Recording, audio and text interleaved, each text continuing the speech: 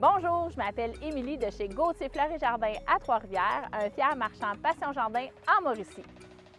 On voit souvent des hydrangées paniculés dans nos jardins, dans nos aménagements, mais aujourd'hui, je vais vous parler d'une autre sorte d'hydrangée, des hydrangées Macrophylla, qu'on appelle aussi parfois des hortensias et qui font des grosses boules bleues ou roses, tout dépendant du type de sol qu'on leur donne.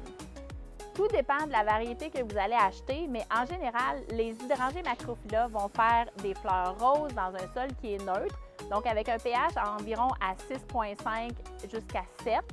Et si le sol est acide, donc un pH en bas de 5,5, les fleurs vont être plutôt bleues.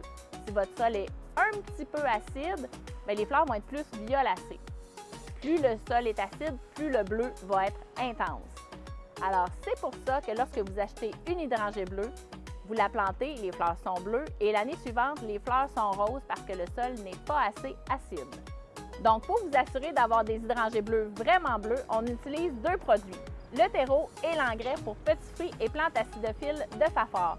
En plus, ce qui est intéressant, c'est qu'il intensifie la couleur des fleurs des rhododendrons, des azalées et des hydrangées bleues. En automne, on taille notre hydrangée le moins possible pour qu'elle puisse passer l'hiver comme il faut. En automne, on va seulement enlever les fleurs fanées des hydrangées avec un petit sécateur comme ça qui coupe.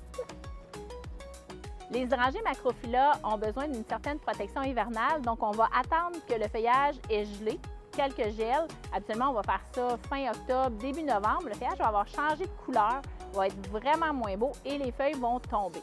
On va soit protéger avec des feuilles, on peut mettre une couche de 30, même 60 cm de feuilles qu'on peut faire tenir avec un genre de grillage à poules ou on peut tout simplement attacher les branches et recouvrir les branches de toile blanche comme une petite feutrine qui est conçue pour la protection hivernale.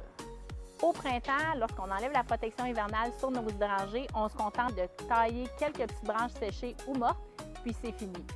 Alors, vous voyez, avec les bons produits, cultiver une hydrangée bleue, c'est pas si compliqué que ça.